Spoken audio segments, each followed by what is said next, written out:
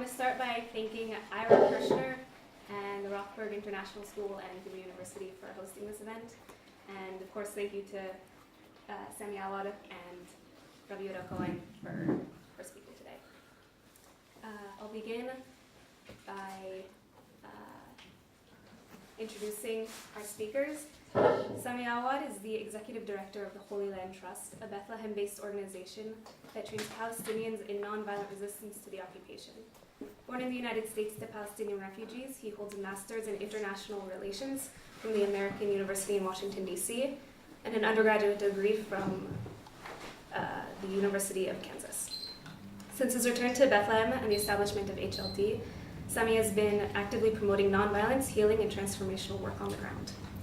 Rabbi Yehuda HaKohen is a West Bank Jewish peace activist and a teacher at several Jerusalem institutions.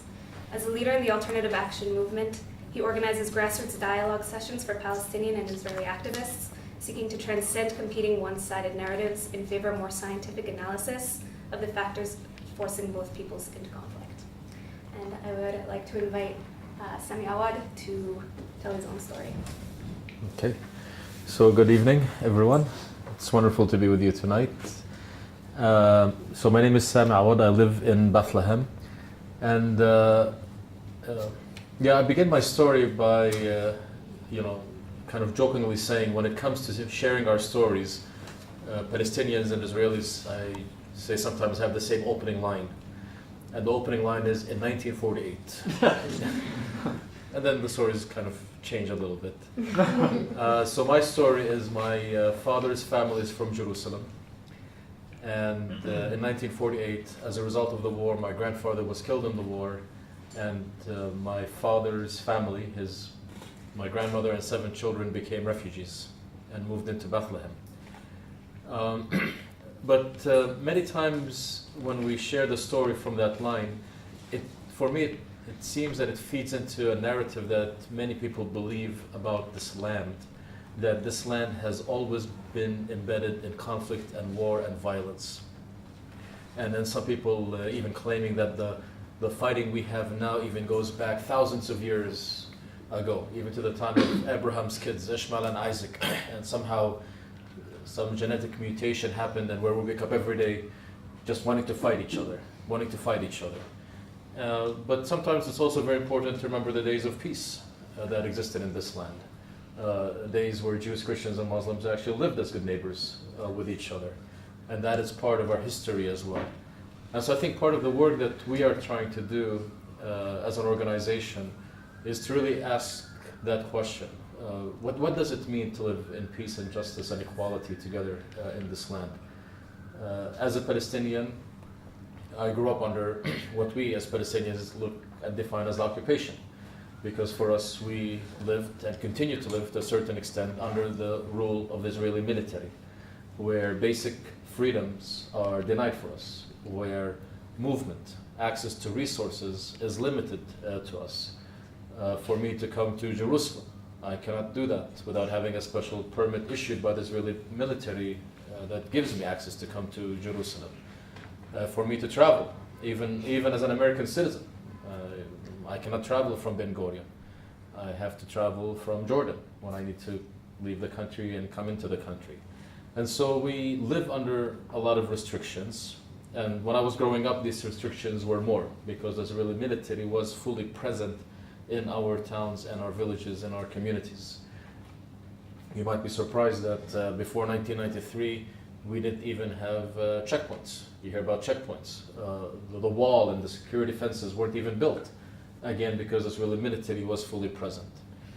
And so growing up as a child, it was very challenging for me to even understand any possibility of peace between Palestinians and Israelis, because the reality on the ground was one that I experienced and saw violence almost on a daily basis.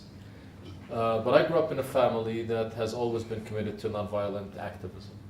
An uncle of mine started a center actually in Jerusalem called the Palestinian Center for the Study of Nonviolence, where he said as Palestinians, and this is in the early 80s, as Palestinians we can resist this occupation, we can end it, we can achieve self-determination, and we could do that through nonviolence. We don't need to use violence to achieve these goals, or armed resistance as some would look at it.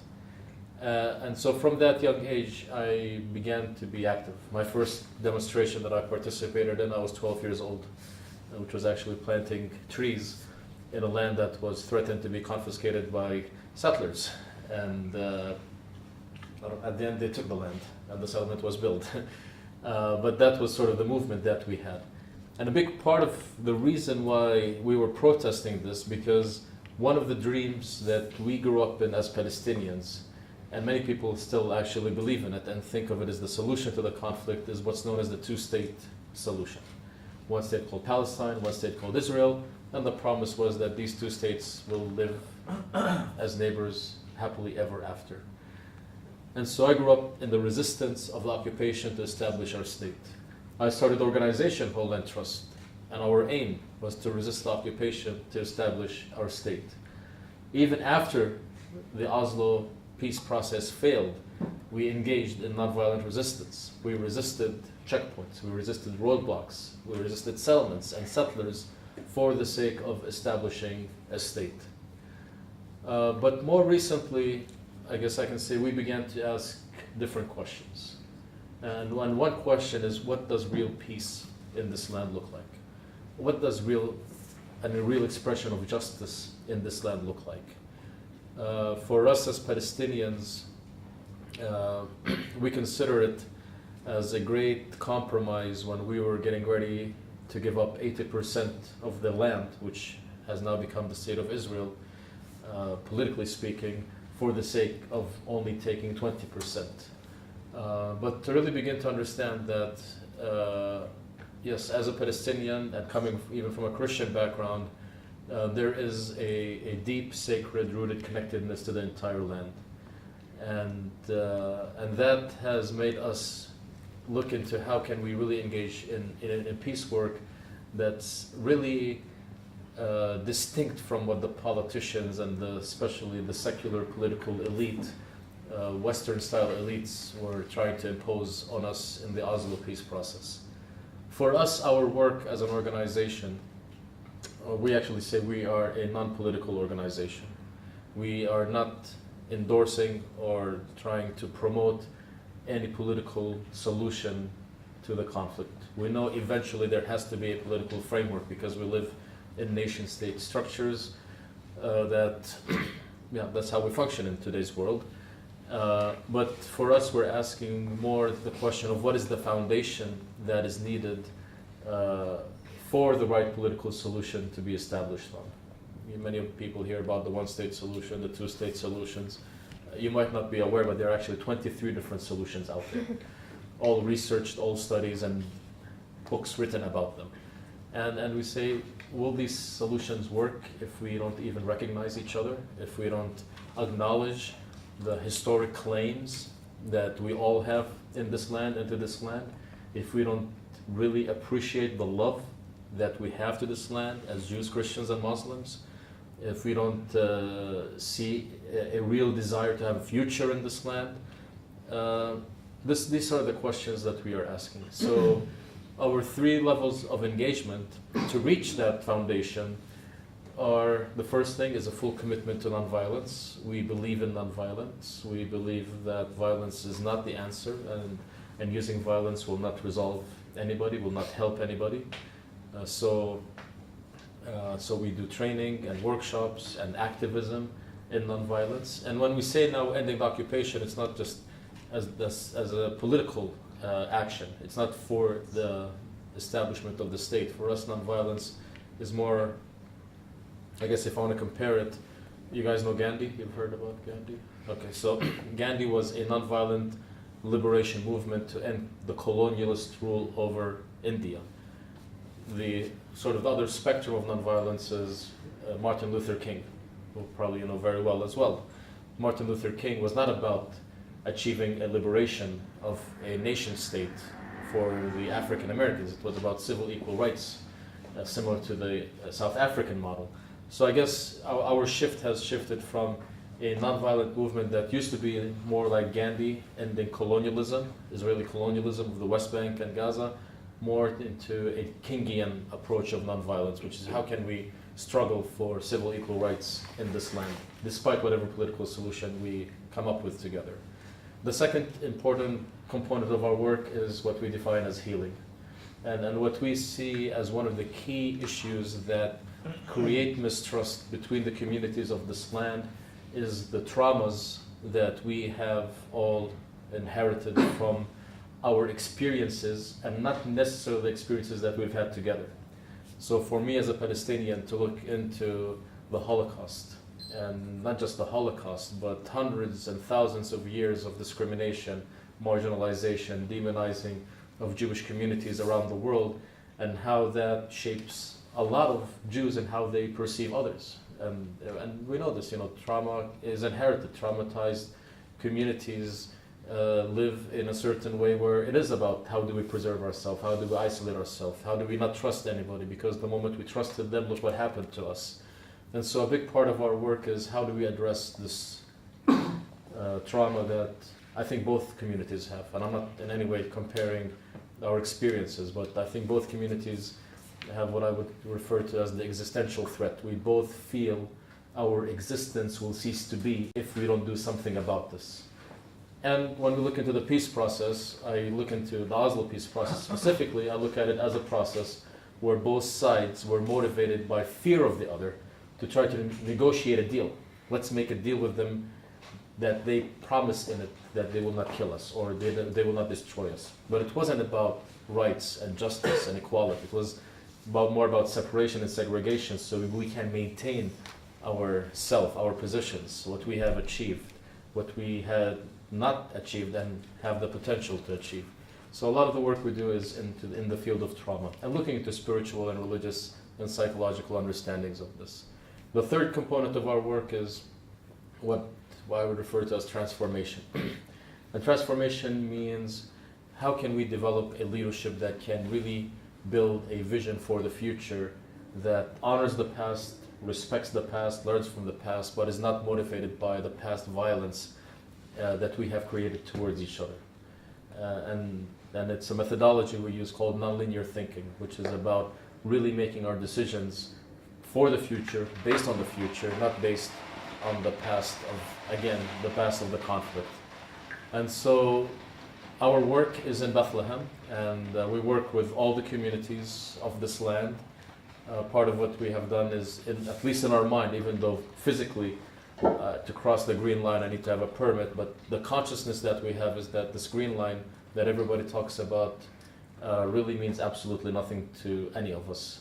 It's an armistice line that was agreed on by people who were fighting each other in 1948, and to recognize that it has no significance to us. So we work, many Palestinians would say, yeah, we'll work with Israelis in Israel on the other side, but the settlers, no. They're the worst of the worst. We don't work with them. No, we say no. We need to talk with everybody. We need to engage with everybody. We need to build relationships. We need to make our narrative known to everybody so that we can really be able to work for a real just peace for the future. Yehuda? Yeah. I was born in New York City. Neither one of my parents were born in the United States, and neither one of my parents have grandparents who were born in the same country that they were born in. Meaning that essentially for a long, long time my family was homeless. And the last place we really called home was here. And the reason we couldn't be here is because there was a trauma that took place. That whether we know it or not, we were collectively, the Jewish people were collectively suffering from when the Roman Empire invaded our country, destroyed our capital, uprooted us from our soil, exiled us from our land. That essentially defined the next several centuries of our experience. Even the traumas that Sami mentioned, whether it's the Shoah, the Holocaust, or other traumatic experiences before, in my mind, these are all derivatives of something, of a primary injustice that took place when the Romans destroyed our civilization. And the only way I feel that my people can have justice is for us to correct what the Romans did to us. Now, growing up in New York, I wasn't very connected to these ideas. Growing up in New York, I didn't really grow up in the Jewish community. I grew up with everybody else. We're talking about pre-Giuliani New York. And it was a bit of a rough place, and I grew up with rough people. And that was important maybe for two reasons. Number one, almost everything I know about politics and diplomacy I learned growing up in New York. Even when I look at the news now, I still see every country is just a gang, just with more expensive weapons. But the way nation states function is identical to the way gangs would function in my neighborhood when I was growing up. The things that motivate them, the way they interact with one another, the threat of violence, the honor, and there were certain values that were like very, very important that I think still play out in a lot of my life and a lot of my work now, even in peace work. The other thing that I think was very important for me growing up in this environment was I grew up as a Jew who was not necessarily doing anything Jewish, but I was ethnically Jewish. And I was regarded as Jewish in the circles I grew up in, and that led to a lot of violence. My experience was, being Jewish was probably one of the, I think the majority of fights I got into as a kid were either because I was Jewish or because of some girl. And probably more than 50% was because I was Jewish. And that very much defined a lot of how I experienced myself and my identity, how I saw the world. And I didn't get Jewishly involved, though. I wasn't interested in being involved in like the Jewish community or like Jewish programs or Jewish things, in college. But I developed more of a national consciousness. And by the time the second Intifada broke out here, I essentially made a decision that because I'm a Jew, and from the media perspective, I don't know how many of you come from the United States, but the news that I would see in the United States at the time was telling me that this is a conflict between Jews and Arabs. And that if I'm like really a Jew, and my people are at war, I can't stomach the idea that I'm going to go to school and earn a degree while like Jews my age here are expected to pick up a gun and go fight. Like that idea didn't sit well with me, so I did what at the time I thought any normal person would do. I dropped out of school, I moved here, and I joined the army. And it's interesting, you don't just get off the plane and get a gun and a uniform. There's like there's a period in between where you kind of become a citizen or you don't become a citizen and whatever the bureaucratic process is before you actually get to be a soldier. And again, I came with a very, very, very clear idea in my head of who the enemy was. There was no, in my mind, there was no such thing as Palestinians. They were just, Arabs standing in the way of our liberation. And people who either wanted to kill us or stand in the way of our liberation. And I was sophisticated enough to see them as tools of the West, but not sophisticated enough to realize that they have a story too, and like real pain too, and real aspirations too. And in the army, I started to see things that were a little more challenged my perspective a bit. I participated in things that challenged my perspective a bit. And also, before I even drafted into the army, one of the things I would do is I would go to different like hilltops in the West Bank to create new Jewish communities, what they call the illegal outposts. And I would go to different mountaintops and create Jewish communities, not because I was trying to take land from Palestinians, but simply because I experienced a situation in which the international community was trying to cut my land in half, and the only way I knew how to resist it was to create as many facts on the ground as possible, to create as many like Jewish bodies and Jewish communities on as many mountaintops as possible to make it impossible for the Americans and the Europeans to cut my land in half. And after my army service, I was already married by the time I finished the army, and we moved to a neighborhood in the middle of East Jerusalem called Ma'ale Zeitim, which is in Ras Al Amod. And it was a new neighborhood, like a new Jewish neighborhood. It wasn't a new Palestinian neighborhood. But it's really like in the middle of a urban Palestinian area. And I lived there for 4 years. Remember that I was featured in some documentary at the time. And the filmmaker asked me, look, how can you live here? Like, how can you come and like live in a place like this with your wife and your children? Like, don't you feel responsible? And my answer at the time was, my wife and I decided to fortify Jerusalem with our bodies and the bodies of our children. Because at best, I'm going to live 120 years. And, I'm going to die eventually. And I assume my kids, at best 120 years, they're not going to be here after that. What's important is not really whether I live or die. What's important to me is that the Jewish people have Jerusalem. And I'm willing to put my life on the line for that. And one of the side effects of living in this neighborhood, however, is that I actually got to live next to Palestinians and see how they experience the situation and experience the conflict. And one of the things that I came away with, and in a very, very introductory way, let's say, was that Palestinians are suffering too. It's something that I was completely oblivious to. That Palestinians are not just the antagonist of my story, but they have a story too. Sami mentioned narratives. The way I would define a narrative is a collection of facts that are selectively chosen and contextualized within an ideological worldview. That's how I would define a narrative. And I think we each live in our narratives. Everybody, for the most part, lives in his individual narrative, but even as collectives, like the Israelis live in a narrative, the Palestinians live in a narrative, and our narratives are radically different. We're actually experiencing very, very different conflicts. And I didn't realize all this right away. It took me maybe years to kind of come to certain conclusions. But as time went on, I left that neighborhood. I live in the West Bank, but I no longer live in Ras Al Amud.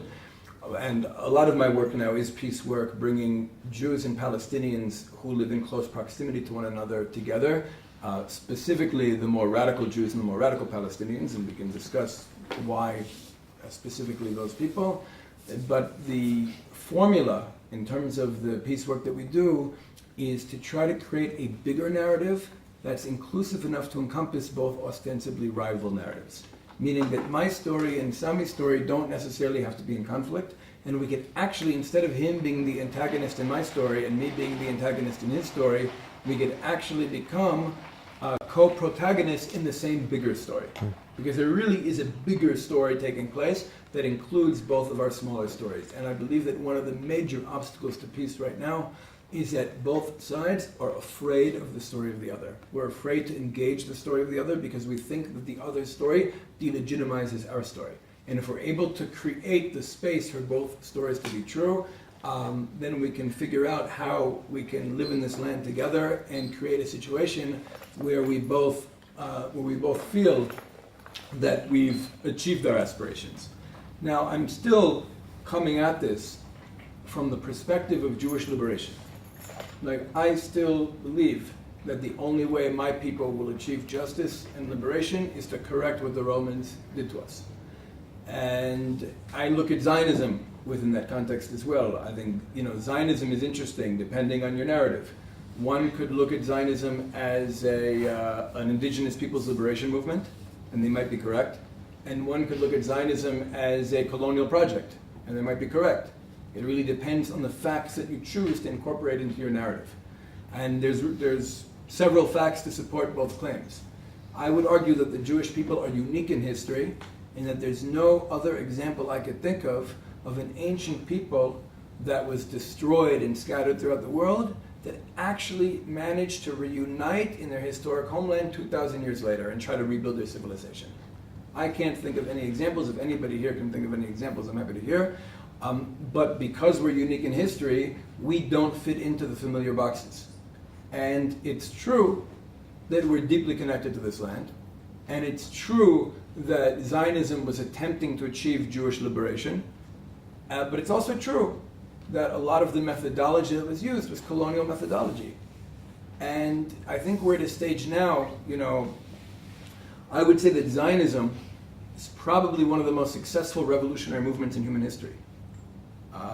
Not just the fact that it returned broken and scattered people back to the historic homeland that they were displaced from, and not only that we revived the dead language to everyday use, which those two examples, I can't think of anybody else who've achieved those revolutionary goals. But even our struggle for freedom against the British, we're not the only people who's ever fought for their freedom against British rule. But I think within the context of what the Jewish people was in the 1940s and what the British Empire was in the 1940s, our victory over England is unique. And if anybody doubts that we had a victory over England, you can look at the declassified British documents, which say very clearly that the British Empire left Palestine as a result of Jewish terrorism. That, in my mind, is a Jewish victory over England. We made them leave our country. But I would also say that in 1967, we unified Jerusalem and our revolution stopped. I think for the last 50 years, we've been somewhat living in a post-Zionist reality. And we haven't been asking ourselves the necessary questions of what is next. What are the next stages of Jewish liberation? And the conclusions that I've come to, and really they're only my conclusions, and I'm generally, as an educator, very careful not to impose my conclusions on other people, because I think it's really important that we each experience this process on our own. One of the conclusions I've reached is that one of the revolutionary goals of our generation, on par with reviving the Hebrew language and ingathering exiles and fighting the British Empire, one of the revolutionary goals of Jewish liberation today is peace with the Palestinians. It's figuring out a way for us to create a situation here together where we're both feeling satisfied, where we're both feeling that this is a country we want, and that we're both feeling fulfilled and finding our place here. That's one of the goals of our generation, in my opinion. And therefore, I'm really approaching Jewish-Palestinian peace from the perspective of Jewish liberation, and that this is a goal of my people's liberation, that it won't be complete until we've attained justice for Palestinians. And I acknowledge that even though Zionism was this incredible, unparalleled revolutionary movement, I think it made a big mess, specifically for Palestinians. And one of the goals, like I call myself often, I'm not a Zionist, but I'm a Semitist. And I think Semitism is focusing on trying to protect the positive achievements of Zionism while cleaning up its mess. Essentially going deeper into the question of what kind of society we're trying to build here, what are our real values, how can those values be manifested and expressed on a national level, with a unique focus on what we share in common with our neighbors so that they will feel included and be included in the civilization that we're rebuilding. Thank you. I'll now be asking each of our speakers questions. I ask that you spend up to 3 minutes answering the questions. Will somebody be keeping time? I will be keeping time. Okay, great. Apologize. No, that's right. And then after the answer, the other speaker will have a minute to respond. The first question is for Sami. What do you mean by the term occupation? Describe the situation for Palestinians in the West Bank and Gaza, and what are the implications? Okay. So there are two ways of looking at occupation. There's what I call the big O occupation and the little O occupation. So in the past, what I used to say is that we used to struggle against the big O occupation. So what happened in 1967, as everybody knows, there was a war, and Israel won the war in 6 days. They took over the land. And sometimes I wonder if Israel actually annexed the land and said, this is all part of the state of Israel, it's all one land. If you like it, you could stay. If you don't like it, find somewhere else to go to. What would our situation be like? Israel did not do this. The reality of what Israel did was it imposed its military to control our life. And what I mean by this is to say, again, every aspect of our life was controlled by the Israeli military. All the basic civil freedoms that you live and maybe not appreciate and defend simply did not exist for us as Palestinians. So when we talk about freedom of expression, freedom of assembly, freedom of the press, freedom to voice your opinion, freedom to elect your representatives, freedom to determine where your tax money goes, all of these freedoms were denied for us in addition to the physical presence of the Israeli military in our towns and villages. So I grew up every day witnessing and seeing Israeli soldiers walking and roaming our streets in Bethlehem, and sometimes being very brutal and violent towards Palestinians. So this is the occupation that we lived in until 1993, until the peace process began, the Oslo peace process. Since that time, the occupation, in a sense, has reshaped itself, where we, in a sense, we were giving as Palestinians these basic civil rights within the context of very specific areas we live in. I don't know if you've done the areas A, B, C. Have you learned these things? So areas A, which are controlled by the Palestinian Authority, where the highest population of Palestinians exist, about 80% in the cities, this is now under Palestinian Authority rule. So it's like a self-autonomous areas that have been created. So now any Palestinian can stand in the middle of a city square and wave their flag and yell how bad Israel is till eternity, and they don't get in trouble. In the past, we used to get in trouble for doing this. Now we don't get in trouble. Let the Palestinians deal with their own affairs. But another 30 seconds. Took us 10 seconds to talk about the 30 seconds. But now the occupation that we suffer from is having these areas. We are still restricted from most of our, again, basic rights, especially when it comes to movement, when it comes to access to resources, when it comes to land and building and expanding our cities. Like, for example, Bethlehem, where I live, there's almost now no land available just for privately building homes, because area A is pretty much has filled up, and we cannot build in areas B and area C, which are still under Israeli military control. And so there is a lot of suffering now, because what we face as the occupation is a concentrated, what I would honestly call like an open air prison, where people living in cities completely surrounded by walls and fences and checkpoints and settlements and roads that are used for settlers are choking and, in a sense, even creating violence against each other with this frustration. So this is what the occupation that we live in now. Yehuda, would you like to respond? Yeah, I'm just going to share a story. You know, when I started doing this work, I had an interesting experience that made me realize that it's so important when we have these discussions, we need to define our terms. Because in Israeli society, often when we hear the word occupation, or somebody says end the occupation, what we essentially hear is Jews should not be in the Shomron and Yehuda. Jews should not be in the West Bank. We don't belong there. We shouldn't be able to live there. Those who are living there should be thrown out, and the army should pull out, and it should be off limits to us. That's what we hear when we hear end the occupation. And for those of us with a deep national consciousness and a connection to our homeland, that's actually very offensive. So I remember one of the first times I was sitting with a Palestinian, and we were speaking, and he kept using the word occupation and the need to end the occupation. And I was hearing it the way we hear it in Israeli society, that I can't live, where I live, and that my children can't go to school where they go to school, and I don't have a connection to this land, and I have to get out.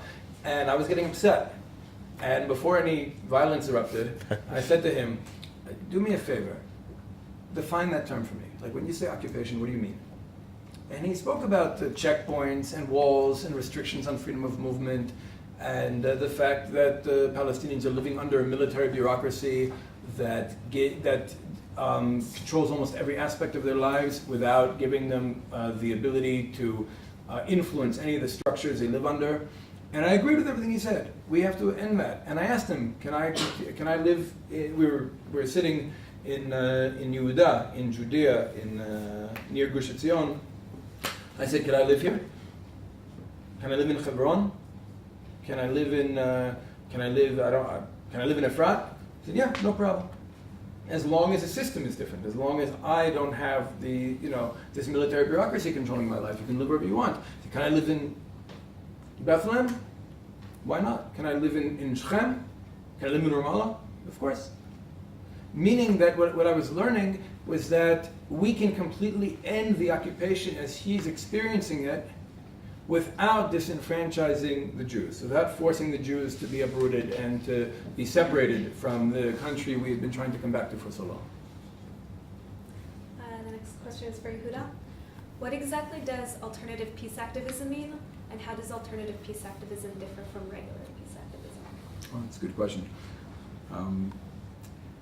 I think we're often called alternative peace activists for three reasons. I think there are three things that really distinguish us from what's often referred to as a peace activist in Israeli society. The first is that we're not part of the peace industry. Has anybody here heard the term peace industry before? Yeah. Okay, so we're not part of the peace industry. We're not one of these NGOs. That means we're not rich. We're not being funded by European governments. We're completely circumventing the peace industry. We're completely circumventing the international community. We have no connection to governments around the world or their agenda for the region.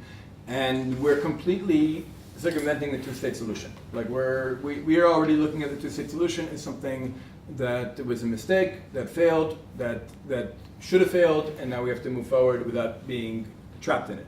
That's the first reason we're a alternative. The second is we don't believe peace can be achieved through bringing the westernized moderates from both sides together. We don't believe that you can take a diplomat from Tel Aviv and a diplomat from Ramallah and have them sign an American piece of paper and that will bring peace to our life. We believe that we need to actually empower the more militant actors on both sides. Those who are actually living the stories of their people, those who are willing to fight, kill, and die for the things that have been important to their people for decades or centuries or thousands of years or what have you. Those are the people we need to empower them to become the peacemakers, because first of all, if they're not the peacemakers, if we don't give them a role in peace, not them, me, I'm one of those people as well. And if people like me aren't empowered to be part of the process, then we're going to torpedo it. We're going to stop it. Meaning, I'll tell you that if they make a two-state solution, I'm not finished fighting. If I'm separated from the cradle of Jewish civilization, I'm not going to give up. And I'm sure there are many Palestinians who feel the same way about many issues that are deeply important to them. So in order for us to really make peace that's going to last and be real for us, then we have to involve those who are actually living the aspirations of their people to come and make an agreement together that works for us on the deepest level. And the third reason why we're considered alternative is because we don't believe that peace can be achieved by forcing two sides to compromise on things that are deeply important to them. We believe that we need to really unpack the grievances and aspirations of both sides and to try and create this bigger story where we could be winners together, to try and create a solution in this land where the grievances of both peoples have been met and the aspirations of both peoples have been achieved, and we're living here together in one solution that makes us both feel like winners in the respective narratives we're living in. Sami, would you like to comment? Sure.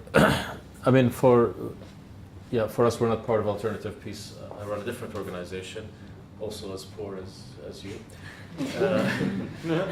But I want to comment because I think, yes, this is exactly what we need. You know, growing up as a Palestinian and as a peace activist, we were always told that there is one partner for us on the Israeli side that we need to work with and work closely with to achieve peace. And that is mostly the left, the progressive, the Tel Aviv bubble people, and that was it. You know, these are your partners, these are the ones you work with, these NGO structures, let's just bring people together and have them dialogue together and do some training together and eat hummus together and sing songs together. And that's it, that's all what we need to make peace. And but the right and the religious, no, these are the enemies of peace. These are the ones you don't work with. These are the ones who are the obstacle that are preventing us from achieving peace in this land. And it's about 2 years ago now that I was invited by a group of left-wing NGOs in Tel Aviv to give a talk. And I decided to take a friend with me to this lecture, a face that they never saw before, a guy named Andy Friedman. And I said, Andy, come with me. And so we go to Tel Aviv, and I have him sit on the front row of this lecture room. They were expecting 20 people, about 150 people showed up. And I said to them that, if you are expecting me to come here to talk about how great the left is, how wonderful your work is, and how we need to do more work together, and and to like tap you on your shoulders and say, keep up the good job, and you know, we have to fight those right wing, those settlers, those Hamas people, those religious fanatics, we have to keep fighting them. Well, I'm here to disappoint you. This is not what I'm here to. I'm here to tell you failed. And this is, I think it's very important to understand. The left has failed in Israel. That's why it's a small, because they were not able to address the real needs and concerns of the people. They, again, many of them were motivated by fear, as I said before. They want to make peace with me because they're afraid of me. And at the end, I said, I'm going to ask three questions. And I just want you to raise your hands. And these are, again, wonderful people, nice people with the best of intention. But they have that clear agenda. And one question I said, how many of you recognize the historic rights of the Palestinians in this entire land? Just recognize it. Out of the 150 people that were there, 3 people raised their hand. One of them was Andy. Where does Andy live? Oh, don't ruin my story. Suspense. And then the second question was, how many of you are ready and fully to accept me as a Palestinian? Not as Sami, but as Muhammad and Ahmed and Isa, to fully live with you in your apartment building or your neighborhood as an equal citizen, that you'll honor me as your neighbor. The same 3 people raised their hands. The two other people that raised their hands were two old peace activists who've been around since the 70s. Like they really understand what that this work is. The third question is, how many of you recognize, just recognize it. It doesn't have to be implemented. And I said that very clearly, the right of the Palestinian refugees to return to this land. The same 3 people raised their hands. And I said, you know, I forgot their names, Amos and another woman that were raising their hands. And I said, I want to introduce you to the third person. His name is Andy, and he's my neighbor from the settlement Efrat near Bethlehem. This is a peace activist. This is a justice activist. And this is what we need. And so when we talk about alternative, I think this is what, in a sense, we're creating. In a sense, we are taking away the peace work from this peace industry where people just simply benefited financially and politically from, in a sense, continuing this conflict to exist. Next question is for Sami. What is the current reality of the political, economic, and military situation for Palestinians in the West Bank? The current reality that we live in, as you probably know very well, we have something called the Palestinian Authority. And the mandate of the Palestinian Authority was a 6-year mandate. It was supposed to end in 1999. And the idea then was we would have a state. Well, that mandate has continued until this day. And we don't have a state, and we will not have a state the way things are going. And so for us, we live a political reality, and if I want to be really honest with you, where most Palestinians are very much disconnected with our political establishment. There is deep mistrust of our leaders. Our leaders are continuously fighting each other.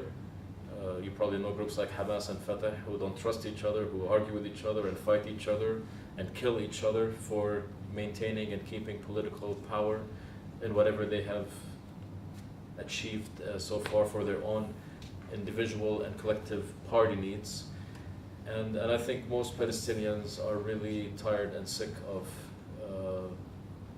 the continuous corruption and mismanagement that we have in the Palestinian Authority. And then sadly, when I say corruption, I don't say this is something that people don't know about. The world knows about the corruption that we have. And actually, I would say the world actually supports the corruption that we have, because this is how they can maintain certain groups of people to control others. When I grew up or lived the Oslo years, and I had bought into the dream of the 2 states, one thing that was part of our dream was we as young Palestinians were saying that this state that we will have called Palestine will be a real model to the rest of the Arab world. We will be a real democracy. We will show the Arab world what respecting human rights looks like, because we lived under occupation and we know what that is. We were saying that we will have free elections. We will not be like, Syria and Iraq, where, leaders there were winning what they call democracy and winning elections by 95% of the votes, and celebrating that it's a democracy because 5% did not vote for them.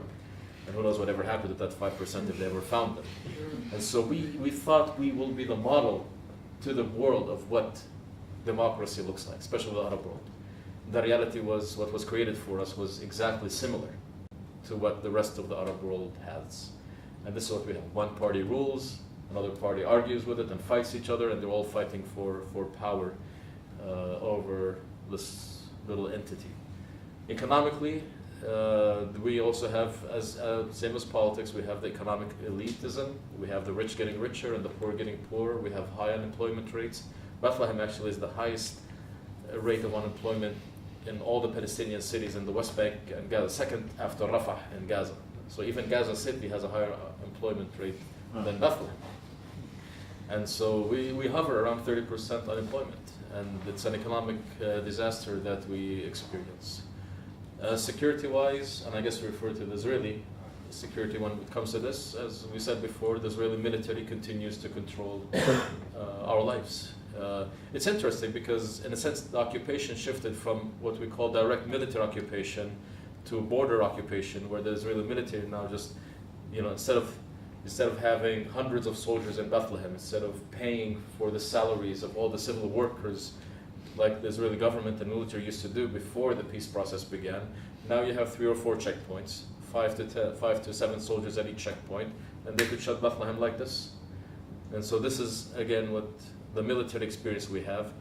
In addition to all of this, the Israeli army can still come in and raid areas A whenever they want. So we can't even say that area A, being under the Palestinian Authority, is still free from Israeli military incursions. The army can come in almost on a daily basis, on a nightly basis. They come into Bethlehem, and we hear gunfire and shooting, and the next day we hear about arrests of Palestinian youth by the army. So this is the reality that we live in. Would you like to? No comment. And I have a question for you. How would you say Jews living in the territories are experiencing the status quo? Would you say they identify more as aggressors or victims in the conflict? It's interesting. The truth is, I think, we're not homogenous. Like, Jews living in the West Bank are not necessarily ideologically homogenous. But if I had to articulate like the common denominator, the ideological or common denominator we all share, I think we all come from the perspective that we're an ancient people from this land that was unjustly displaced against our will. We somehow managed to come home after 2,000 years against all odds, and now the international community is trying to displace us again. And the only method of resistance that we've figured out is to try and populate as many mountains as possible to make it logistically impossible to displace us. I think that's where the majority of Jews living in the territories are coming from, despite all of the different disagreements. I think that's more or less the common denominator. I think we do see ourselves as victims. There are, of course, Jews living in the West Bank who see themselves as victims of Palestinians, and there are Jews living in the West Bank who see themselves as victims of the international community and like American policies and European policies. But for the most part, I think the sentiment is that we are a people whose very identity is often denied, whose connection to our homeland is denied, and for whom it's actually politically correct to displace. And the feeling of being a person for whom it's actually like politically correct to destroy our lives, to destroy our homes, to destroy the schools our children go to destroy our synagogues and our libraries and everything, it's not just that an injustice is being perpetrated against you, it's that you're not even allowed to complain. That you're not even allowed to, you have no voice. Like, I remember, for me, one of the great traumas of my life in Israel was the destruction of the Jewish communities in Gaza in 2005. And one of the things that I think struck me the harshest was after we had experienced this catastrophe, I saw in the news around the world, people were celebrating as if like a great victory for progress had taken place. that something just had happened. And so we were experiencing a catastrophe in our movie, like in the movie we're living in, we experienced this traumatic event, and we saw the whole world celebrating like we deserved it, like it was good that it happened to us. And that's actually one of the experiences that motivated me to go and try to communicate our story to the rest of the world and to the Palestinians. Because I felt like our story was very, very well and deeply understood by us, but my experience has been that the majority of Jews living in the West Bank who deeply experience this story have no idea how to communicate it to anybody who is not deeply living it. And it just comes across as like crazy or not connected to reality to people who are hearing it like outside of our circles. Would you like to comment? Yeah, I think for the average Palestinian, when you ask them about who is it that they meet face to face almost on a daily basis when it comes to the Israeli population, and the first two things they will answer you are soldiers and settlers. And yeah, I think Yehuda said it right, like there's a whole variety of ideologies and thinking within the settlement community and movement. But the narrative that we grew up in as Palestinians was the settlers are the worst of the worst. They are the most violent, they are the most abusive, they are the ones that are out to destroy us. And in a sense, they became, the point of reference of all our problems. The settlers are the problems. If we get rid of them, then all our problems will end and disappear. And the same thing on the other side. You hear about Hamas. Hamas is the problem. If we get rid of Hamas, then all our problems will end.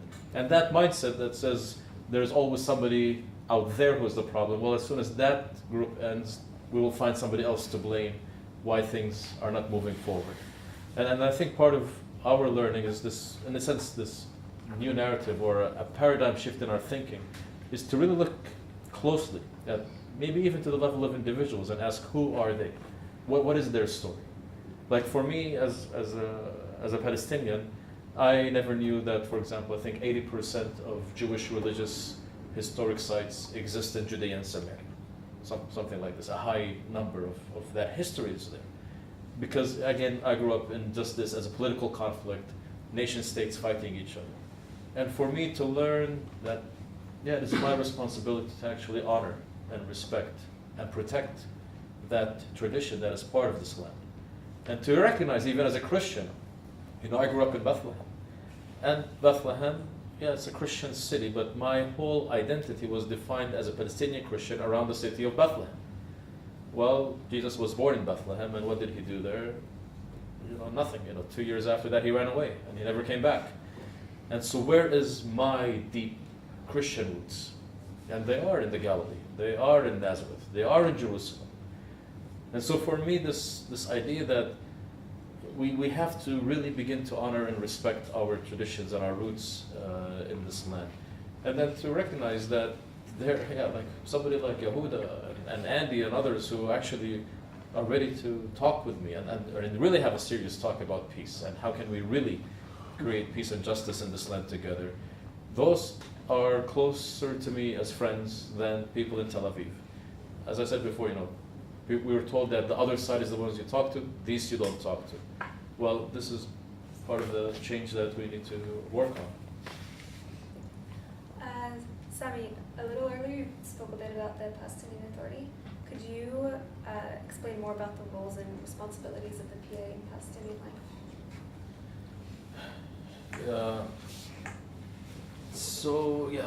The Palestinian Authority, as I said, was created as a temporary mechanism to move from occupation to liberation, to establishing the state. And in a sense, it's quite ironic because it was created as a bridge between the reality of living under direct military occupation to establishing a state. As I said, it was supposed to be temporary, a 6-year process, building the institutions that will manifest themselves in the fullness of the state itself. Now the Palestinian Authority functions as a state, but in reality it's not a state. So we have all the ministries, we have all the responsibilities, the Palestinian leadership is elected, when we have elections, every once in a long time when we do that. But the reality, yeah, please come in, sorry.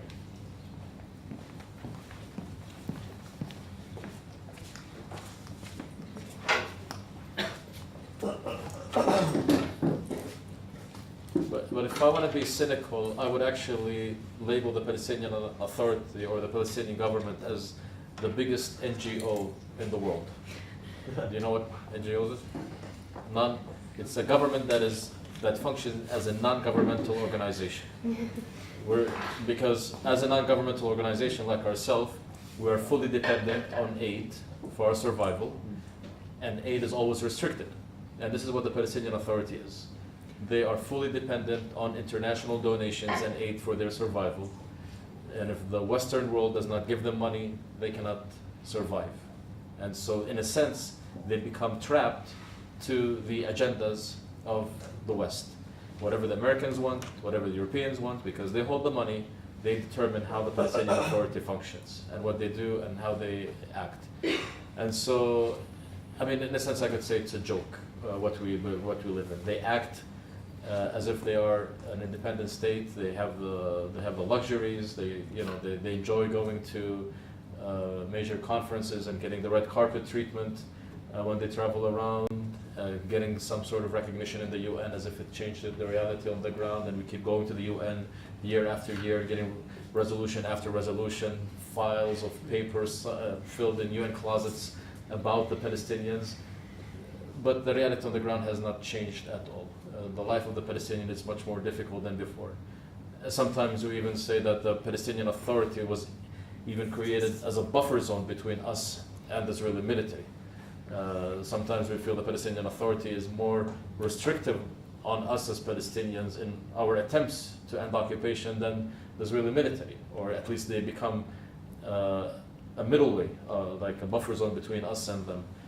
And so it's a very challenging situation. And again, to be honest, we see a lot of human rights violations. We see a lot of corruption.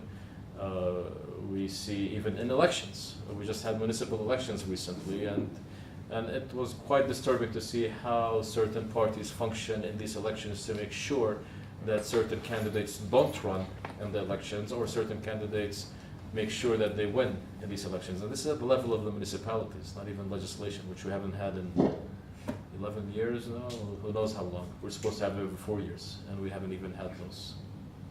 Thank you. Yehuda, would you like to? No, I just, I can't speak to what life under the Palestinian Authority is like because I don't live under the Palestinian Authority. But when I hear my Palestinian friends describe it, it kind of like sounds almost like a police state without a state. And it's like all the negative trappings of having a nation state without any of the positive features. So, I mean, for me, it feels really like a no-brainer if we're both deeply connected to parts of this country on both sides of the Green Line. And if the Green Line is arbitrary, and if the Palestinian Authority has not given the Palestinian people a feeling like they've achieved some kind of liberation or self-determination or better situation, then for me it's a no-brainer. I don't believe that right now it's possible to achieve a two-state solution. I don't think it's possible to achieve a one-state solution. I don't think the status quo is possible. The truth is, I think every solution is impossible under the conditions that exist right now, and as a result of the relationship dynamics that exist between us. I think that we can create the conditions, as peace activists, we can create the conditions for solutions to be possible. I think we need to focus primarily on changing the relationship dynamics between Israelis and Palestinians. Obviously, I focus primarily on Israelis and Palestinians living in the West Bank, and I think that if we can change the relationship dynamics, we can create the conditions for the type of solution that we would like to see. And for me, that's obviously a one-state solution. Yehuda, what, in your opinion, are the legitimate boundaries for expressing criticism of Israeli government policies, especially when overseas? Oh, okay. So,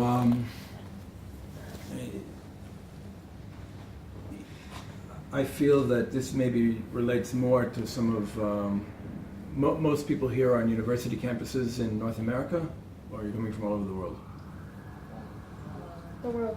world. Okay.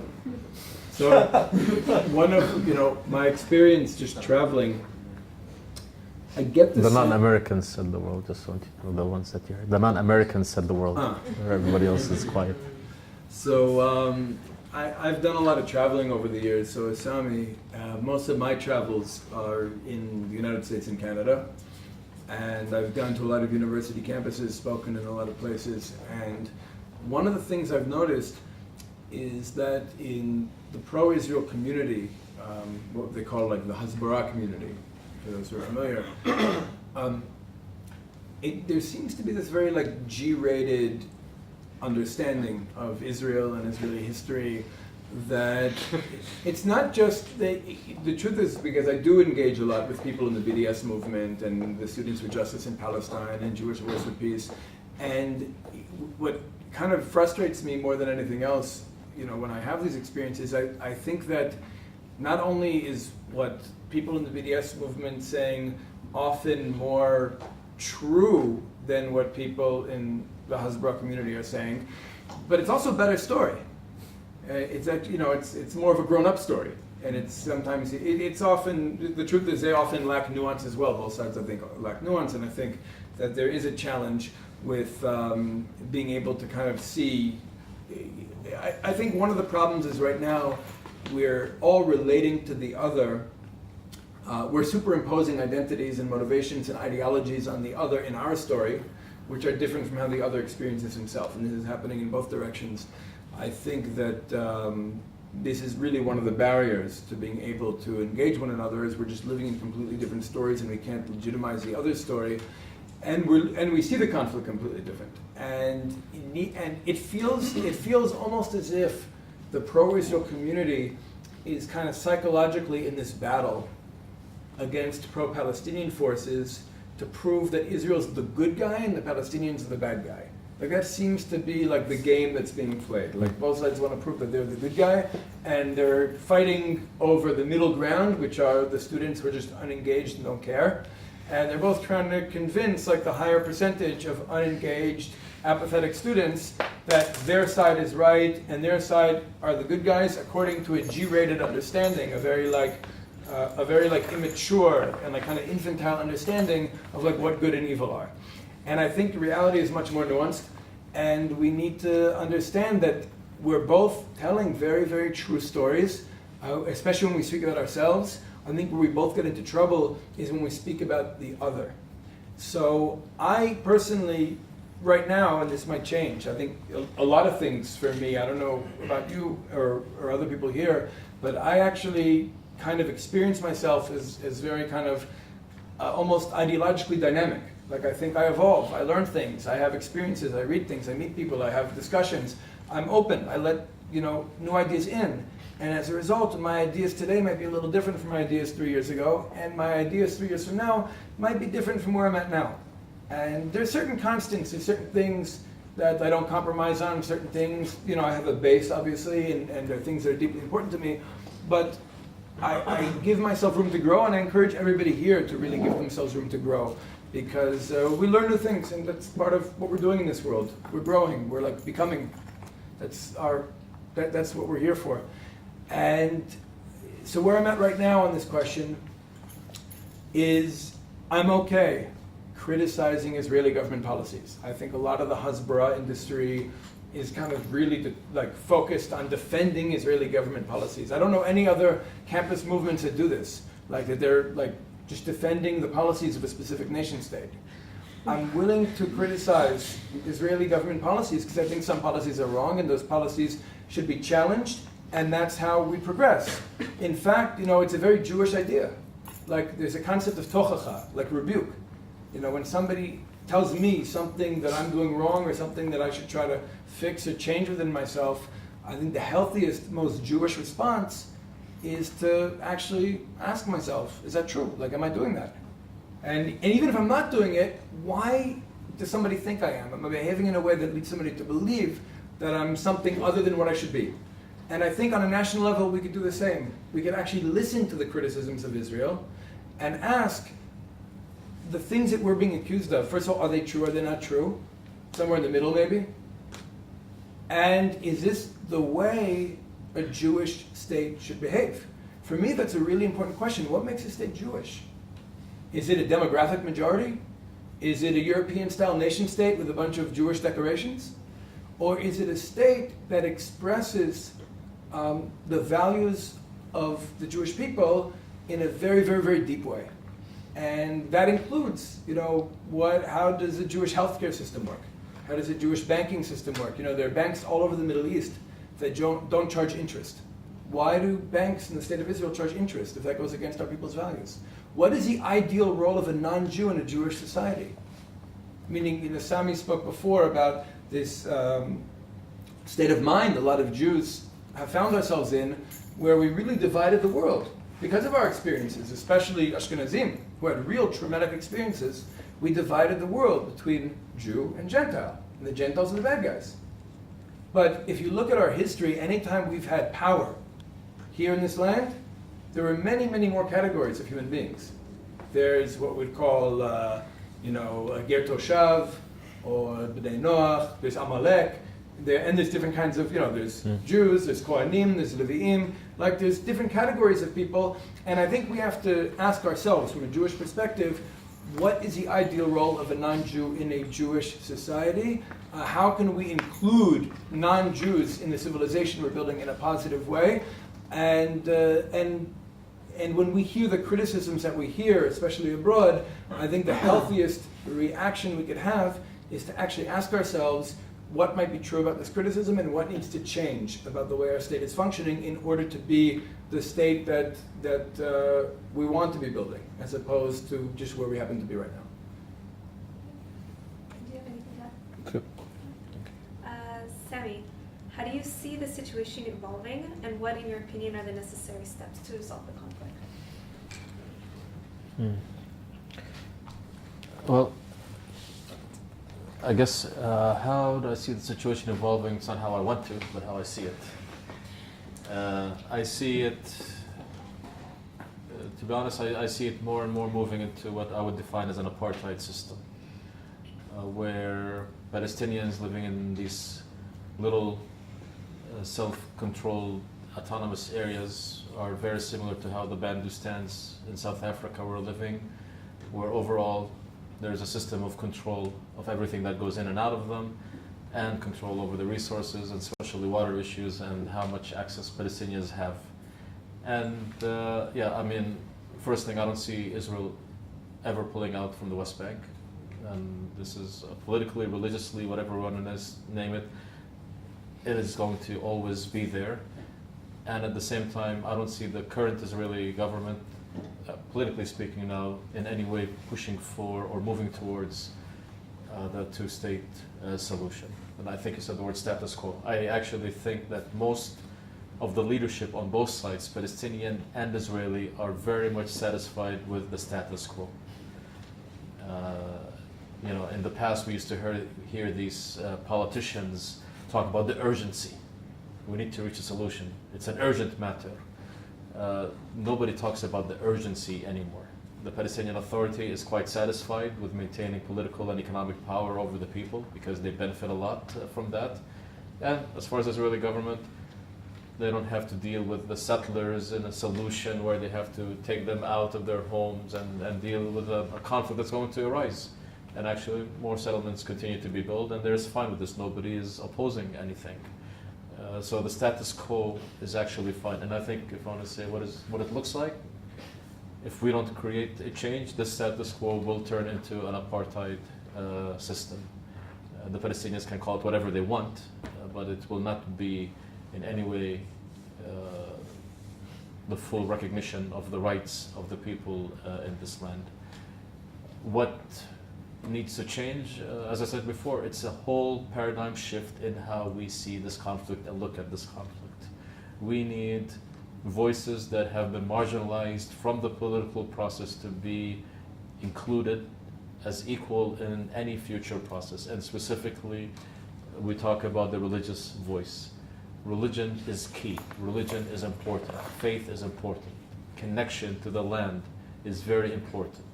And as I said before, the secular leadership in the 90s said religion is the problem, take religion out of the equation, and we'll be able to solve this problem. Well, we see the results of that agenda.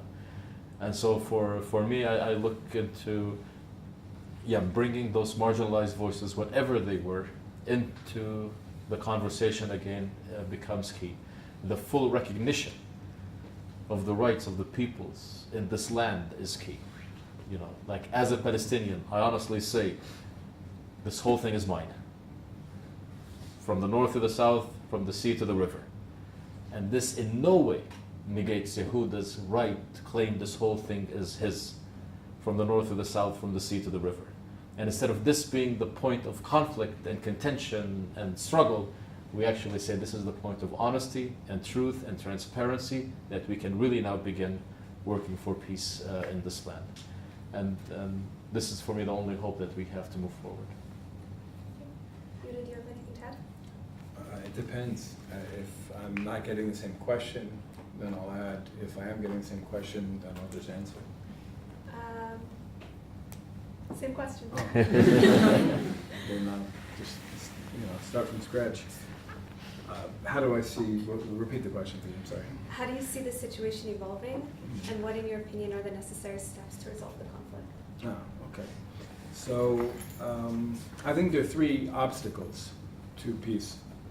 Number one, as I said a few times already tonight, us being afraid of the story of the other. I think we have to be able to engage the other's story without fear, so that we can at least understand the story the other is living in and address it and relate to it, and not just keep fighting our fantasies of the other. We're like fighting past each other, two different conflicts. So we need to, first of all, engage the stories of the other without fear. The other obstacles, I think, are number one, the two-state solution. I think the two-state solution is actually an obstacle to peace. And I think the more we have conversations about a two-state solution, the more we keep ourselves from having conversations that can actually move forward to seeking out solutions that could work. So we're like stuck in this failed solution that nobody wants to move forward from, or at least nobody with real money or power wants to move forward from, and that's preventing us from actually reaching solutions that could potentially work. The third thing is, I think, a combination of Israel's ruling class wanting to be part of the West and not the Middle East, combined with most of the Middle East seeing Israel as part of the West and not the Middle East. I think as long as you have Israeli leaders saying things like describing Israel as like a villa in the jungle, or like these kinds of statements. I think that was Ehud Barak, but he probably wasn't the only one. But these are the kind of statements that are, for the most part, all coming from Tel Aviv. I mean, and they're all part of the problem, because this idea that like West is good and Middle East is bad, and that we want to be like like the Robin to America's Batman in the Middle East. This is, I think, part of the psychologically part of the problem, and a real barrier preventing us from being able to engage our neighbors properly, and a barrier for them to engage us. I think we have to really embrace our authentic Semitic identity. We have to understand we're a Semitic people too, and that's part of coming home, and it's part of decolonization for us. Like, it's a cultural decolonization process, that we learn to be Semites again, and maybe Palestinians can help us do that. And that's part of moving forward together, that we have what to teach each other, and we can benefit from each other. It's not one way, and it shouldn't be paternalistic. I think we should really be learning from one another and benefiting from one another, and creating a society together in a way that works for both of us.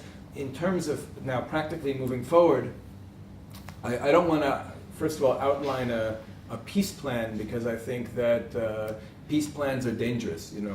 I often quote Sami. He said before that everybody's focused on the frame. We need to work on the picture. Did I quote you correctly? That instead of talking about the solution, the structures of the actual frame, we need to focus on the actual relationships that people have inside.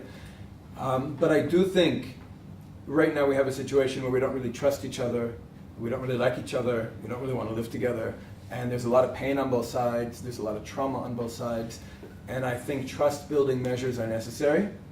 And I think that because the power dynamics right now do favor Israel, Israel has to take the first step in building trust.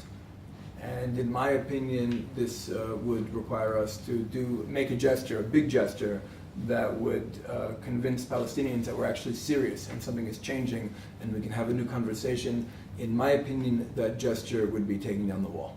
Because I think for most Palestinians, in my experience, and Sami can correct me if I'm wrong, the wall is symbolic of a condition and a situation that Palestinians experience as oppressive. And personally, as a Jew who lives on the other side of the wall anyway, I really relate to it as just this big, ugly thing that divides my country in half, and I'd like to see it go as well. So I think taking down the wall would probably be an important first step in at least establishing that we're serious and something is changing. I think the next step would, of course, be to empower Palestinian leadership that actually represents the people and is not just an American imposed and not an Israeli imposed leadership, but an organic leadership. People who've been, working at the grassroots level for the betterment of Palestinian society, and people who have who already are considered and respected as authorities in their own communities, and to say, listen, we want you to have the same healthcare that we have. We want you to have the same education that we have.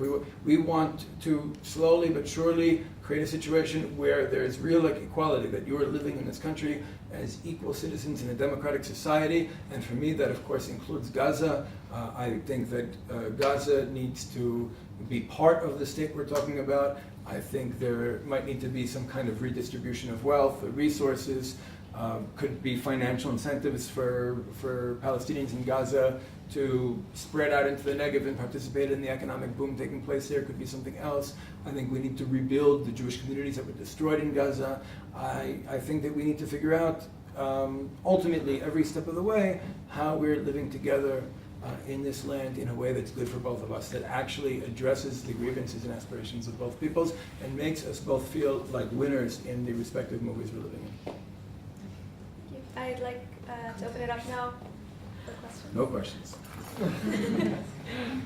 I saw your hand first. I guess this is more personal. I have a ton of questions, but this is more relevant, I guess. Like in my community in Jerusalem, I don't know, just personally, you probably experienced it too. I see a lot of troubling views in the religious community in Jerusalem. So what, in your opinion, is a way I can, I don't know, broaden people's perspectives when I see that there's a lot of anti-peace views, like just very common in the community, like just denying Palestinian identity, not thinking there's something called Palestine being occupied, just very basic things that are just very anti-peace. Your question is to me or to someone? Just any, like either of you, really. Like, what can no, I do personally? I do have these experiences as well. Like, I think the problem is defining our terms, and some people, often people can be in the same conversation and experience themselves in different conversations. What probably happens when you try to challenge these views is you're perceived as just like naive and from overseas, and you don't get it, and we've been living in a war, and people have been killed, and like you're just an idiot from New York who's like espousing your kumbaya nonsense, right? That's probably the experience you're having. It's mostly they just really see anything like left of center to be like completely evil. Right. Well, I think there's two things at play here that I think are important to acknowledge.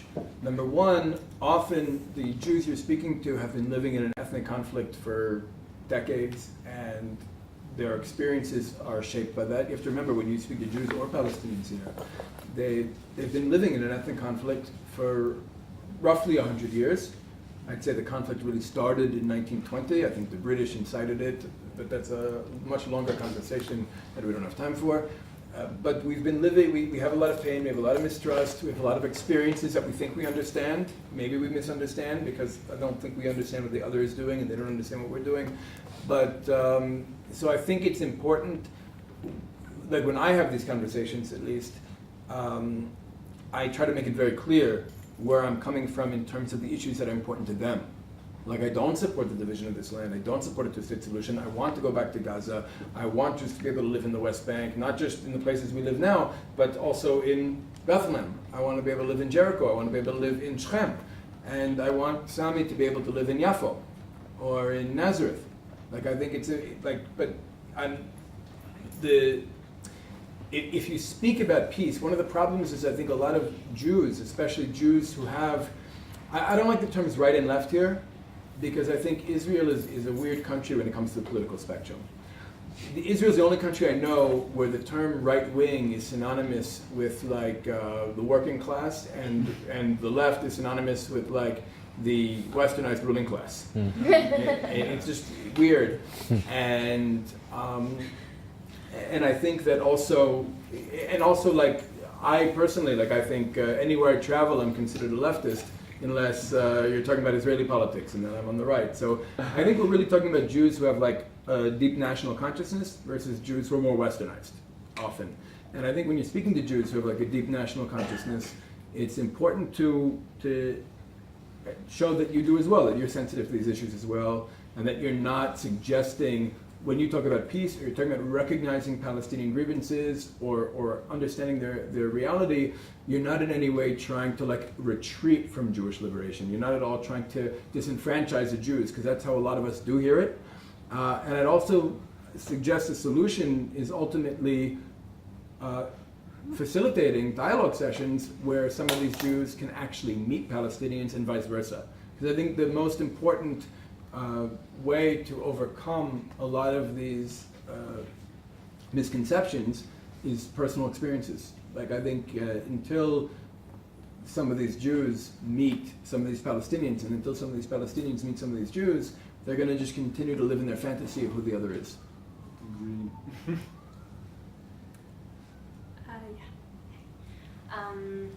Hi, first of all, it's incredible to listen to you.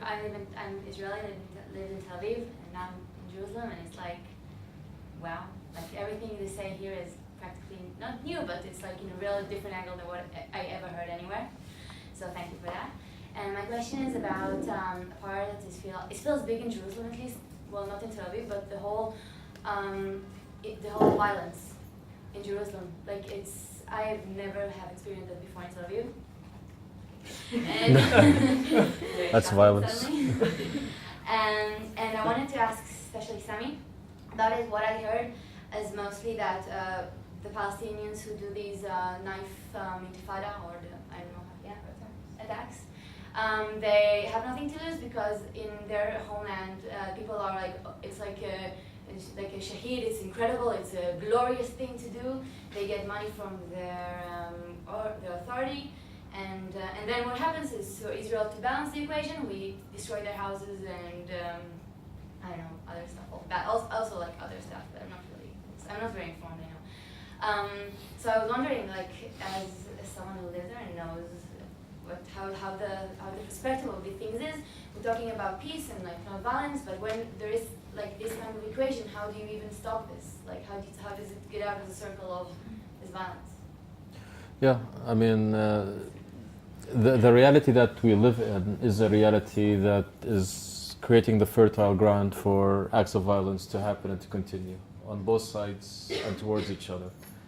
And I never want to in any way justify acts of violence done by anybody, but part of the question that we really need to ask is what motivates a 16, 17, 18-year-old kid who has his future ahead of him, the way we think, to commit such an act.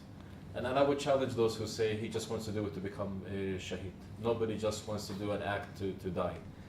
Now, people who reach a point of becoming suicidal, within religious practice, suicide is considered a sin, and so why not do it in a way where, in a sense, you are not committing a sin towards yourself. But the reality is that these people, for the most part, have reached the edge. Absolute frustration, absolute resentment, resignation and hopelessness, high unemployment rates, no future for themselves, and they reach a point where, yeah, if I have no future, then I might as well take some lives with me and end it. And then they're, and this is part of it. Israel needs to understand, Israeli military and government need to understand, you can never prevent violence from happening. You can never prevent individual violence from happening. In the greatest democracies, in the greatest countries in the world, there's crime rates happening everywhere. You cannot stop somebody who wants to commit an act of violence. And by collectively punishing the community or the family that this person who did an act come from, the only thing you're creating is more people who are more angry and more frustrated towards you, who are going to come up and commit violence. What we see many times is people who are committing violence are ones who have been personally affected, or some of their family members have been killed by the army or by settlers, or by something that this is their way of taking revenge and retaliation for what happened. And then we challenge leadership who call for this, because we say, even if we look at it as a strategy, as a tactic to achieve liberation, violence, armed resistance, whatever they want to call it, has not worked. And when you challenge them, what people actually acknowledge at the end, it's about revenge and retaliation. It's not even about liberation. And so some people do it for revenge and retaliation, some people do it because they have reached the edge of their life where they feel nothing. And if you're going to go down in glory. You'll get a poster, and you'll get recognition, and you'll get a full burial. But it's not necessarily about the financial gains that people get out of it. Suicide is shamed in our society. Martyrdom is honored in our society, like I would say many other societies as well. Also ours. Yeah. My question is to both of you. Is about when you talk about the thing with sorry, I don't have a good English. It's about when you want to learn to all of us now that are students in university about the relationship between Arabs and Israeli. One you think that it would be also helpful to actually do it also in schools for children, like in Israeli schools and also Palestinian schools, to talk them about the relationships that they need to work together to think about maybe a better future, maybe hopefully a peace also. Don't you think it would be also a good thing to do? Yes and no. I think largely yes, but one thing we have to be careful of, and I'm saying this as a father of 6 children, that kids don't have the same ability, at least in my experience, to understand nuance the way adults do. And sometimes children need to be taught their own story and their own identity and their own like world before they can create space for like the other and understand the other story. I think it'd be something very productive to do with teenagers. But I think in terms of like if you're talking about like elementary schools, I don't think kids are ready for it. Yeah, I mean, I don't know if I Okay, agree with that or not. No, but I don't know if I disagree with that as well. But I'm not an education expert to understand that. But yeah, for me, I think, I think it's about how do you, even if it's done in the same school, even with children, I agree that you have to also honor and learn your tradition, your identity, your own way of life, independent from the other. By mixing things together continuously, in a sense, you dilute identity and who each community is. And so how do you do it where you honor the communities? And I think this is what you're trying to say. At the same time, building connections and peace between them. You said earlier that you're not a Zionist. What does that mean to you? Well, I think Zionism is it's a funny word because it means different things to different people. When I used to define myself as a Zionist, I defined Zionism as Jewish liberation. And I think that's what most self-defined Zionists actually mean. I think most people who would call themselves Zionists would, well, what does that mean? It means the national liberation movement of the Jewish people. But I've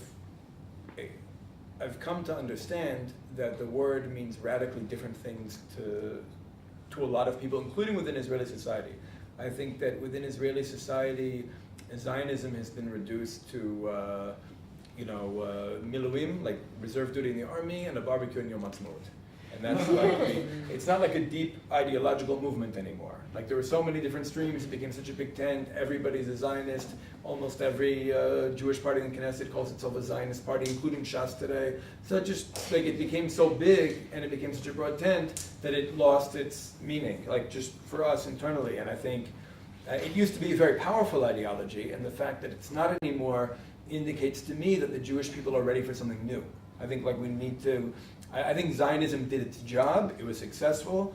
We should be happy that it was successful. We should clean up its mess, but we should also move on to the next phase of Jewish liberation, which I think is post-Zionist. So I still believe in Jewish liberation, but it's really a question of how you define your terms. According to how a lot of self-defined Zionists would define the term Zionism, I would be a Zionist as well. But according to how a lot of Palestinians or people on the left would define the term Zionist, I don't think I am a Zionist, because I recognize that there are very different definitions for the same word, and sometimes fighting over that word wastes time and energies, and instead of having that fight, we can talk about substance. So I had an experience a few years ago at a university in California where I was participating in an event which was for all intents and purposes a Zionist event on campus. And there was some students from the SJP who were like standing there, clearly waiting for other people to show up. It looked like they were going to disrupt the event, and I approached them, and I, wanted to have a conversation with them. And one of the questions that they had, the question they asked before they could decide whether to engage me or not, was, "Are you a Zionist?" So that was the question. So I know that if I say, "Yes, I'm a Zionist," it shuts down all communication, and we're not going to have the conversation. And if I say, "No, I'm not a Zionist," I feel like I'm selling out a little bit, because like I'm betraying my own people's like identity and movement. So what I said to her was, it depends how you define that term. If you're talking, I do believe in Jewish liberation, but I don't believe in like colonial structures and in like Jewish supremacy, and I think that you're probably defining the term one way, and according to your definition, I'm not. And I think we do this. I think a lot of self-defined Zionists would tell you that King David was a Zionist, and that Judah Maccabee was a Zionist, and Rabbi Akiva was a Zionist.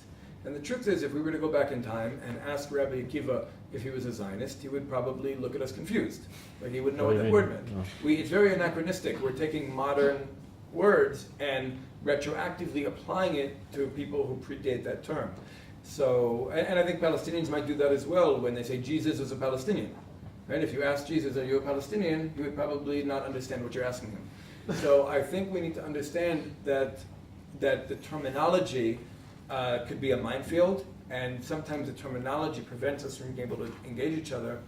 I think the combination of understanding that the terminology is dangerous and creates barriers with the feeling internally that we need to advance to a next stage, a post-Zionist stage of Jewish liberation, has made me feel very comfortable saying that I am not a Zionist, but I am still committed to Jewish liberation and fighting for Jewish liberation and trying to advance the interests of my people, but together with the Palestinians.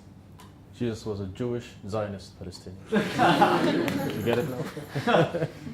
I know you guys aren't done yet, and that's fine, but I have to go, so I'm just going to say thank you for coming on behalf of the Rothberg National School. We really do appreciate it, and I think we're all enjoying, and you will continue enjoying, hearing everything that you have to say. Briefly going to speak to the students. This is something that we're going to have basically every Tuesday night, sometimes only for the undergraduate students, and other programs will have other events, sometimes for everyone. They won't always be about, they usually won't be about the conflict, because there are so many other issues within Israeli society that are worth talking about and arguing about and debating about and learning about, whether it is politics, whether it's racism, whether it's LGBT issues, religious issues, so much to talk about, and the Madrichim will sometimes run things themselves based on their lives and their experiences. Other times we'll bring in experts and specialists to talk about things from their point of view, and we'd love for you guys to continue engaging with us, hearing what we have to say, what we're bringing other people to say, to help give you that full, complete, as much as possible, Israel experience. So thank you guys for coming, and please continue. So this is, I guess, for both of you. Is the state, I think I'm understanding that the state you're envisioning is a binational state, correct me if I'm wrong, it's like a two-part question. And the second part of the question is, if that's the case, or if it's not the case, what kind of government structure do you envision in a future resolution? Before you answer, I will also say that there are many organizations out there, to the right and to the left, that will be reaching out to you and trying to pull you to their agenda. And sometimes that will be a very specific agenda that's giving you one-sided information. And sometimes these organizations will be offering you free trips and free events. And if you want to take advantage of that, that's great. But always be aware of the agendas and try to hear what the other side is saying as well. And when you can, try to reach something balanced. It's giving you facts and all the information, not just one side, to truly understand what is going on. And now I'm done. I'm trying to figure out whether we're defined as the first category or the second category. We'll ask the students later. I can go. Yeah, you go. Yeah, for me, I'll use a metaphor. I'll use Hatikva as a metaphor, right? The national anthem. I have a very strong emotional connection to Hatikva. I actually consider it to be holy. I think it was sanctified by Jewish freedom fighters who sang it on their way to British gallows. Yet at the same time, I recognize that the song doesn't really address like our chapter of Jewish history or the struggles in front of us. And B, I think it alienates a lot of people between the river and the sea. I think it alienates, it's not Jewish enough for the Haredim. And that's important because the Haredim, when we talk about solutions and what we're going, we have to actually look at the demographic trajectory of our country. The Haredim are the fastest growing population between the river and the sea. And Hatikva is not Jewish enough for them. And for many Palestinians, it's way too Jewish. And they're also one of the fastest growing populations. So I would be okay with finding a new national anthem. I actually had an idea recently. I brought it up to my wife, who's an expert in nationalism. And her answer to me was, well, why do we need a national anthem? That might be just a trapping of the European nation state. Why should there be a national anthem at all? That was, it was such an outside-the-box answer. But I had actually come up with an idea, and I actually want to ask you about it after the event, for a national anthem that I thought could kind of work for both of us. But it's a wrap. But maybe I'll share it with the audience. We'll figure it out. But anyway, the point is, I think the problem with Hatikva is its Jewish identity is too shallow and too hard. And that's kind of how the state is now. I think right now we haven't even asked the questions, what makes a state Jewish? And what we've kind of arrived at, because we're not willing to have the discussion, is a European-style nation-state with Jewish decorations and a Jewish demographic majority. That's kind of what we all think a Jewish state is. And I think that the direction we need to go in is not necessarily binational, because that's still buying into the kind of like hard European-style nation-state model. I think we need to have a state that's more deeply Jewish than it is right now, yet at the same time more softly Jewish. So people who care about having a Jewish state will experience this as a deeply Jewish state in terms of its policies, in terms of its institutions, in terms of the experience that we have living here. But non-Jews should not even notice it's a Jewish state. It should be so softly a Jewish state that Palestinians experience it as simply a democracy with full equality. And I think the more deep we go, the more soft we can go, which is the opposite of where we are now. Right now, the Jewish identity of the state of Israel is very shallow, but very hard. So I think we need to move in a direction where we're going deep and we're going soft. So what kind of government would that look like? Well, part of the process is having those discussions along the way, but I personally favor what's called participatory democracy. I don't know if everybody understands what participatory democracy is as opposed to representative democracy. First of all, I think one of the reasons why I believe so many Israelis have been so committed to a two-state solution until now is been to avoid a very crucial question. The early Zionist thinkers talked about three really important ideals: to have a Jewish state, to have it in the land of Israel, and to have it be democratic. And what was kind of decided upon was that you can't have all three, you can only have two. And you have to give up something. And so the easy way out for many who didn't feel particularly connected to what I would consider to be the cradle of Jewish civilization, the West Bank, is, okay, we'll give up some land, which is really gerrymandering. Like the two-state solution is just, in my opinion, a way to gerrymander an artificial, Jewish demographic majority, which is kind of diet racism. And so we need to, the question I think that two-staters wanted to avoid was this kind of ostensible friction between Jewish state and democratic state. And unfortunately, I think in Israeli society, the term democracy is synonymous with like America. We're going to have a democracy like America. That's what we want. And I think it's a terrible model. I mean, I think the most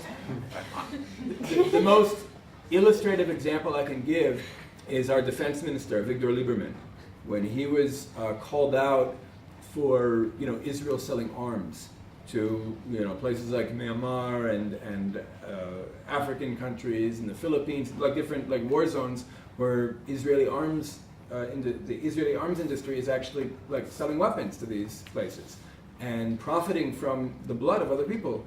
And our defense minister said, well, Israel subordinates itself to the international communities and the values of the Western world, specifically the United States, and they sell arms all over the place, including here, the Middle East. And therefore, because America does it, it has a stamp of kashrut, and it's legitimate, and we can do it too, and it's moral because America does it. That's terrible. One of the, for me, one of the major lessons of Rosh Hashanah, I have on my table, Rosh Hashanah, the head of a sheep. And I know some people in America do the head of a fish, but I have the head of a sheep.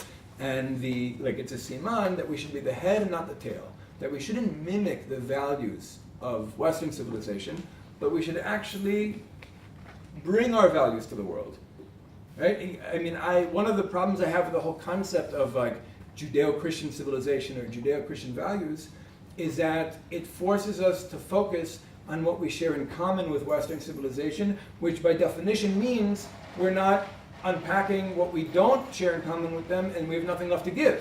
The only way we have anything left to give to the world as the Jewish people is to unpack the values that we don't already share with Western civilization, with the Christian world.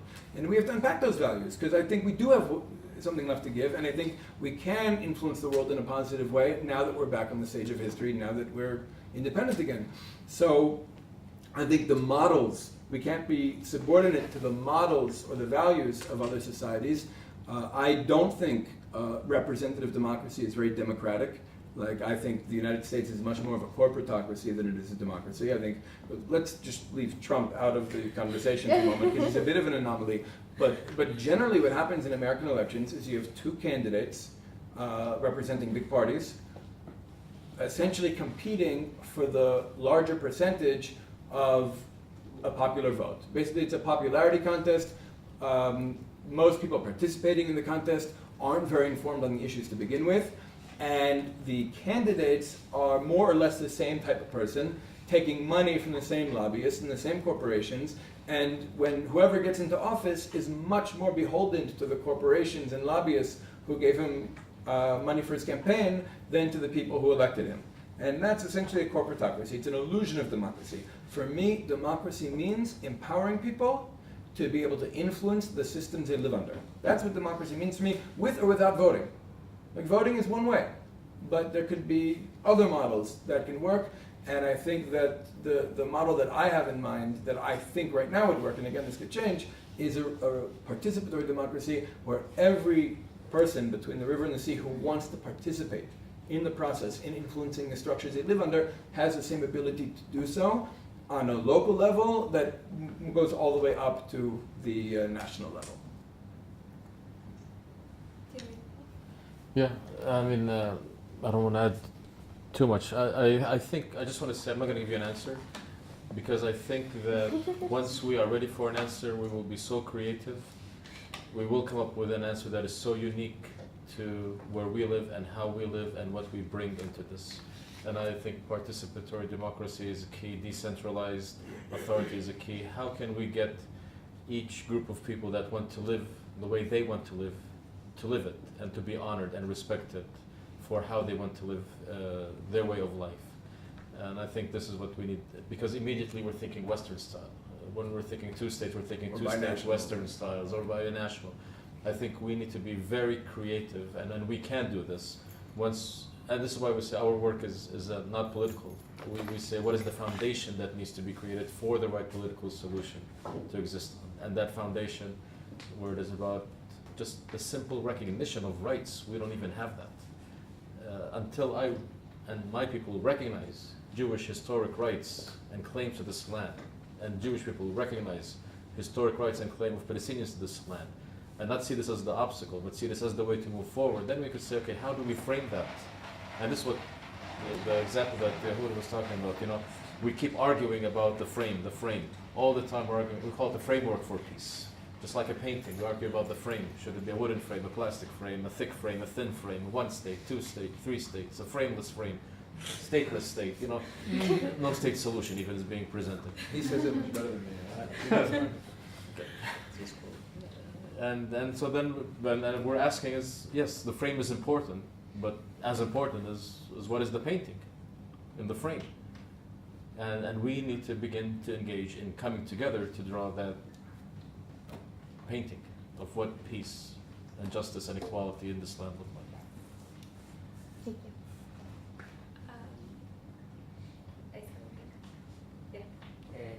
I have a question to Sami regarding the question you posed to the members in Tel Aviv. The first question that you asked was, if I remember correctly, they recognize your historic right to all of the land. I wanted to ask, just I'm really curious, I just don't know, I'm sort of not familiar with this concept. What is the basis for this historical right? Because honestly, it's the first time that I hear about it, frankly. And the second is just, and how is it possible to be reconciled with not driving out all of the Jews? Because it's nice, I'm sorry, it's too long a question. It's nice to say that it's win-win solution, but how does this statement does not logically entail driving out all Jews? Yeah, well, to answer in one answer, it does not. Because when I look at it, I say Jews and Christians and Muslims have historic claim to this land. We all have rights to this land. We all have tradition in this land. We all have history in this land. We have all lived in different corners of this land. And we still live it. We're still here. The Green Line means nothing in a sense to prevent that from happening. Part of this, again, Western system, what they have created is sort of this division between what we call Palestinian identity. What Israeli Arabs, no, they're not Israeli Arabs. They're 48 Palestinians. No, they're not 48 Palestinians. They're Palestinians who live inside Israel. Like all these terms, the Bedouins and the Palestinians, the Christians, Muslims, we all live in the land and we all have history. So we have historic claim to this land. I come from Jaffa. My father's family was in Jaffa for hundreds of years. This is where our original ancestral home is. And so to say that, yes, this is my historic home, it doesn't in any way negate my grandfather's neighbor who was a Jew, who was living next to him. My grandfather actually on his house, he had text from the Torah, not even from the New Testament. He's a Christian, he had text from the Torah written in Arabic, English, and Hebrew. This was the entryway to his house. This was part of the tradition. And so for me, actually, it is the way to honor that we all love this land and have historic claim to this land, and nobody will be driven out if we fulfill this. We should not be afraid of each other. This is, I think, the key. And we need to deal with the fear issue. We can't ignore it.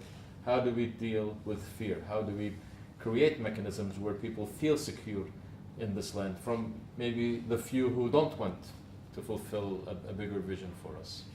My father as a child, and I know many Jews don't like this, but one of his jobs as a child was to go into the Jewish homes in Musrara, where he lived. Musrara, you've probably been to Musrara? Yeah. By Kaif from Musrara, not far, near the old city. He used to go, and on Shabbat, and his job was to turn on and off the lights for the Jewish neighbors. As a Christian 9-year-old boy, that was his job. He didn't even know why he did that, but during Shabbat, that was his job.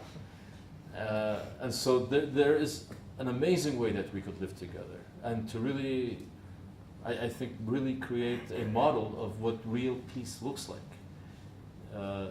And for me, it's not about, again, reaching agreements and signing treaties. We see this, or changing laws, or, Oslo has been signed and is sitting on a shelf. It means absolutely nothing to any of us. We look into all kinds of indigenous communities. I just came back from New Zealand, where they're talking about the treaties that have been signed with the indigenous Maori people, and how these treaties that were signed, supposed to be peace treaties, never manifested themselves into real peace. We look into the civil rights movement in the US, and we say the laws have changed. Where is the African American community now when it comes to really being equal? South Africa, we say yes, they reached an agreement to end apartheid. Has apartheid really ended in South Africa? Reaching an agreement at the political level doesn't solve it. And so this is, for us, this alternative movement, this grassroots movement, building relationships of trust and respect, honoring our rights, all in this land, becomes the key that allows us to move forward. Last question. Yeah, so Second to last question. This side has really asked any questions. Second to last question. I'm from Germany, and I like the way I perceive the conflict as such in the media, so to say. Like, I am actually not aware of like how it is presented to us. Like, the two states is the only thing you can do, so to say. And my question would be, why do you think that like all the Western governments basically, and the German government as well, are still so focused on this solution, even though they all see, and as you also described it, that it doesn't function, it wouldn't work at all. So why do you think they are still so focused on that? And even though there could be alternatives to it. In a word, capitalism. I think there are economic and geopolitical factors. There are interests that Western governments have in the Middle East, and for whatever reason, the governments of those countries, including the corporate media, certainly the arms industry in the United States, sees the two-state solution, or at least this process of a two-state solution that doesn't go anywhere, as being in their regional interest here. I think it's one of the most, for me, one of the craziest aspects of this conflict is that the party that we're taught to trust to lead us to peace, to broker peace, is the party that benefits the most from our conflict, materially. And I think we need to be aware of this. I think we need to shut out Western governments from the process and only move forward with the Jews and Palestinians on the ground. Yeah, I mean, and I think part of it is that some of them are still convinced that it is still the only solution. This is the problem. They only see this as the possible solution. Even if they are recognizing the difficulties in it, they cannot open their eyes to see other alternatives, other solutions. So they have defined, for the last 30 years, even the word peace has been defined as your acceptance or lack of acceptance of this solution. Mm-hmm. So if you opposed Oslo, you opposed the two-state solution, you didn't just oppose an idea or a strategy or a policy. You opposed peace itself. And so for them to retract and say, oops, there's actually other definitions of peace and then maybe even better ones, that shows their failures. So it's capitalism, elitism, and a lot of ego. Arrogance in it as well. Yeah. Any questions on this? I have also one. I'm also from Germany. Sorry about the last questions. Do you guys have any? How do you guys feel about the elections this week in Germany? So I posted today on Facebook. I'm glad to go to Israel because in German things, this is an awkward situation now. We have right-wing parties in the parliament and really a difficult approach to form functioning government, which is unusual. Usually it's always, okay, these parties go together and it's 2 weeks and we have government, but it's okay. But this is not my question. My question is about the wall. I live in Berlin and we had 40 years the Berlin Wall. I think you know it. Sure. I'm too young and I never saw it in functions, but I see the rest of it. And when I see the Israel fence or the wall, it's a wall.